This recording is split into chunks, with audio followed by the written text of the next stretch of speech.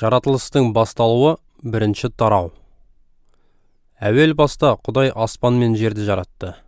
Жер ретсіз, тіршіліксіз бос жатты. Суға толы тоңғиықтың үстін қара түнек жауып тұрды. Ал Құдайдың рухы су бетінде қалықтап ұшып жүрді.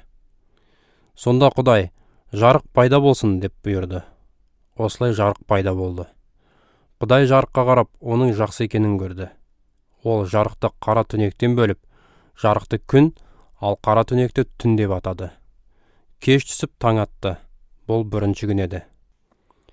Содан кейін Құдай айнала тұманданып тұрған суды ортасынан бөліп тұратын әуе кеңістігі пайда болсын деп бұйырды.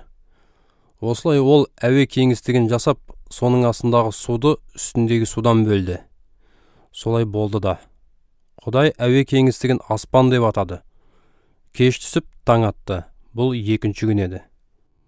Мұнан соң Құдай аспан астындағы су бір жерге жиналып, құрлық көрініп тұратын болсын деп бұйырды. Солай болды да. Құдай құрлықты жер, ал жиналған суды теңіздер деп атады. Ол жасағанына қарап жақсы екенін көрді. Құдай енді жер жасыл өсімдіктерді, тұқым шашатын өсімдіктерді және дәнегі бар алуан түрлі жеміс беретін ағаштарды өсіріп шығарсын деп бұйырды. Солай болды да. Жер жасыл өсімдіктерді, түрлеріне қарай тұқым шашатын өсімдіктерді, әрі дәнегі бар жеміс беретін ағаштарды өсіріп шығарды. Құдай жасағандарына қарап жақсы екенін көрді. Тағы да кеш түсіп таң атты. Бұл үшінші күн еді. Сонан соң Құдай аспан кеңістігіндегі шырақтар орнасын. Олар күндіз бен түнді бір-бірінен ажыратып, арнайы мезгілдерді, күндер мен жылдарды белгілеп, жерге нұрын шашу үшін аспан кеңістігінде жарқырайтын болсын деп бұйырды. Солай болды да.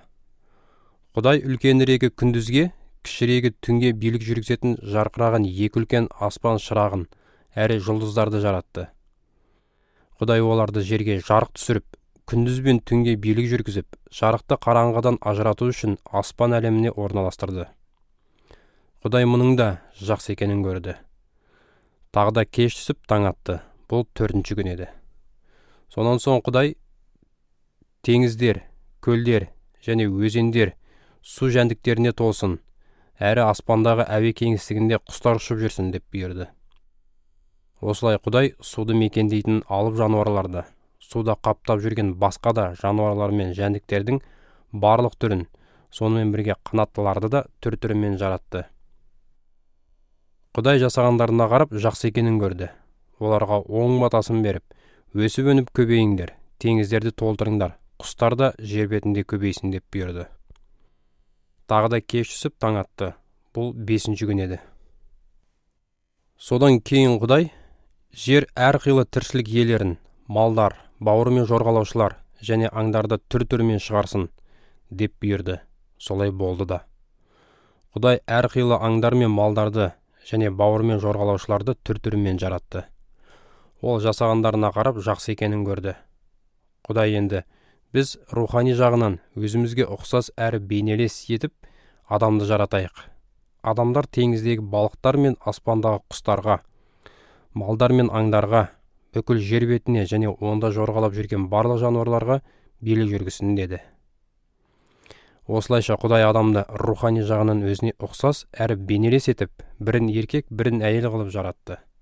Құдай оларға оң батасын беріп, өсіп өніп көбейіңдер, ұрпақтарың жайылып, жер бетін толтырыңдар.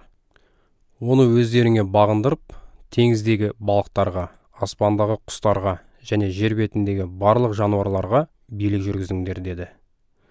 Құдай оларға тағы тіл қатып, мен сендерге жер бетіндегі тұқым шашатын өсімдіктерді және дәнегі бар жеміс беретін ағаштарды түр-түрімен бердім.